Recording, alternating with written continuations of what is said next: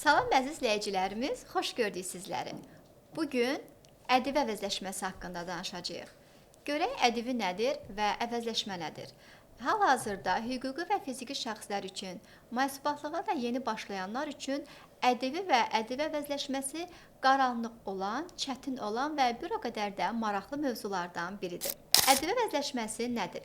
İlk öncə ədəbi haqqında qısa məlumat verim ki, əlavə dəyər vergi bəyannaməsi 18%dir. Hüquqi şəxslərdən və fiziki şəxslərdən hesablanır, yalnız dövriyyəsi 200 min manatdan yuxarı olan dövriyyə 12 ay ərzində nəzərdə tutulur. Əgər dövriyyə 12 ay ərzində 200 min manatı keçərsə, həmin müəssisə satdığı məhsullara görə 18% əlavə dəyər vergi vermək öhdəliyini öz üzərinə götürür. Ədəbi əvəzləşməsi isə İqtisadiyyat Nazirliyi yanında Dövlət Vergi Xidmətindən bildirilir ki, Vergi Məcəlləsinin 166-cı maddəsi ədəbi tutulan əməliyyatların aparıldığı vaxt müəyyən olunur.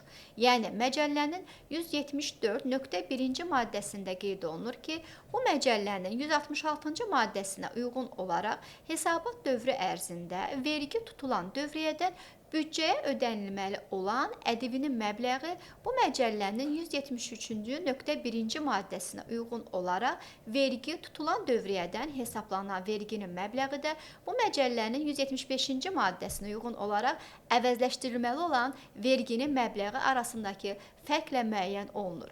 Məcəllələr biraz qarışıq gələ bilər. İlk öncə biz qanunla bunu tanımalıyıq. Daha sonra isə sadə metodla, misalla da izah edəcəm və baxacağıq. Vergi ödəyicisi əvəzləşdirməni hüququn yarandığı ayda həyata keçirməlidir. Yəni, misal olaraq, vergi ödəyicisi ödəmələri yanvar ayındakı elektron qaymə faktura üzrə həyata keçirdiyi üçün əməliyyatları həmin ayın ədəbi bəyannaməsində qeyd etməlidir.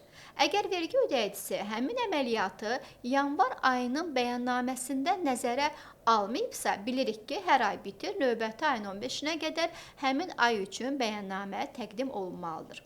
O zaman mart ayında yanvar ayı üzrə dəqiqləşdirilmiş ədəbi bəyannaməsi təqdim etməlidir.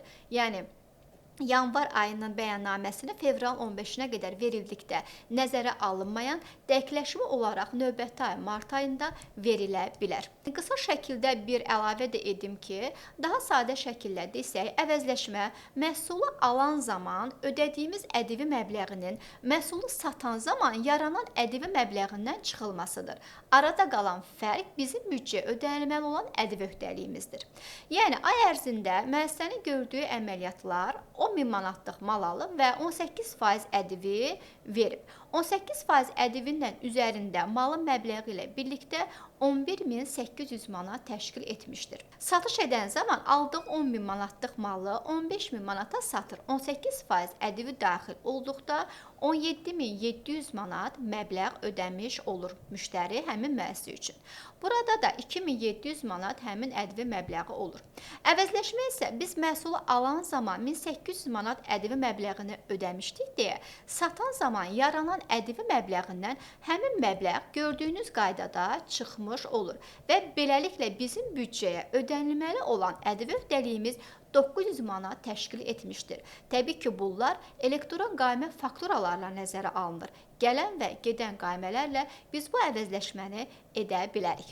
Əziz izləyicilərimiz, bugün biz ədəbi əvəzləşməsi haqqında tanıdıq, misalla nümunə olaraq baxdıq. Bugünlük bu qədər, növbəti dərs videolarımızda görüşərik. Videomuzu bəyənməyi və kanalımıza abunə olmağı unutmayın. Hələlik!